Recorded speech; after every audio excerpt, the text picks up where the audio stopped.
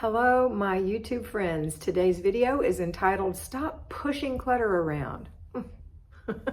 So, don't push clutter around. And that's what people tend to do. Instead of decluttering, they sort of rearrange their clutter. You know, you can't organize clutter. You can't. So if you try to rearrange clutter and kind of push it over here and shove it over there, you're still going to have clutter. It doesn't get subtracted from the equation, right? It doesn't get taken away until you take it away. So today I want you to look at your clutter and I want you to really and truly seriously think about what you really need to keep in your home, what you will use, need, or want. And I'm not to tell you, I can't tell you you don't need something or you don't use something or you don't want something. But that want, that little want section, that can get really big. I want this and I want this and I want this and I want this. Why? Why do you want it? It gives me comfort, that's fine. But everything can't give you comfort. So think about it when you're making decisions, use wisdom, make good decisions about what you want. Okay, and it's fine, you can want things, but you have to say, this is my home, this is how much square footage I have, this is how much storage I have, this is how easy it is to use the things that I have, and this is how difficult it is. What can I afford to keep in this house? Because I only have so much expensive real estate to store these things in, and I certainly don't want to live in a storage bin, which some of you do. And it's got clutter along with actual things that you love, need, or use.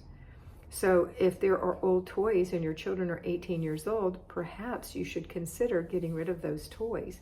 I know that's really hard and emotional for some people, but it's a decision you need to make. You need to put on your big girl panties and get rid of those things. Maybe take a picture of it, maybe save 1 or 2 toys or 1 or 2 pairs of baby shoes, but not everything, okay?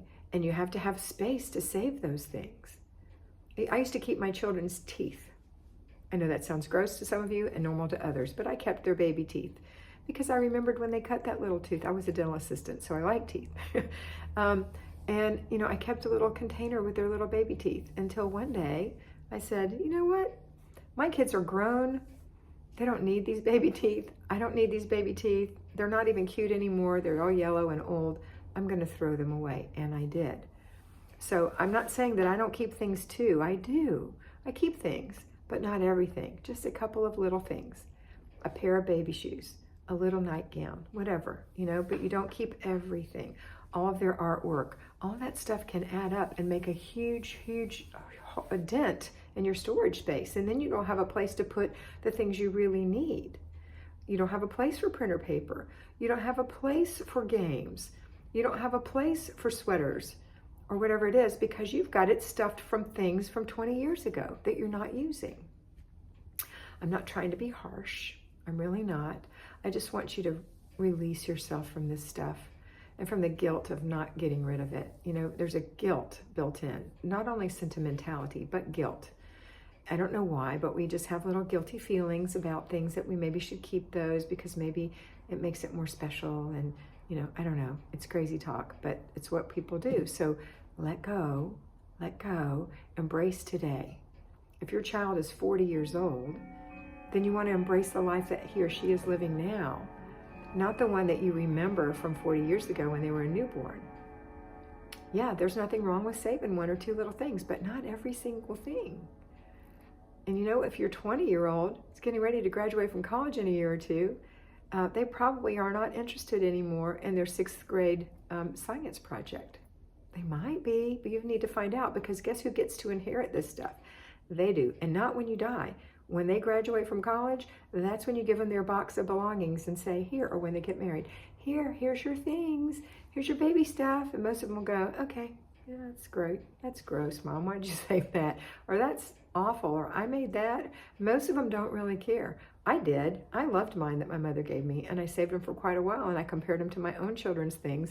And at one point, I finally said, I'm ready to get rid of this stuff. I kept all my college books because they were expensive and beautiful, and I thought, oh, look at this zoology book throughout the years. I never did. Eventually I got rid of them, you know, so eventually you'll get rid of it, and I want you to make that sooner than later. I want you to be happier sooner, and it is a happier place to get rid of things. So I want you to be happier sooner, learn how to declutter, and know that you can't just keep pushing it around. You can't just say, let me take this to the guest room, to the closet, to the bathroom shelf, to the garage, wherever it is that you put your stuff, to the shed. And here it is with cobwebs and roach poop growing and getting older and moldier and just being a real burden to you. So I know that you don't all have this situation.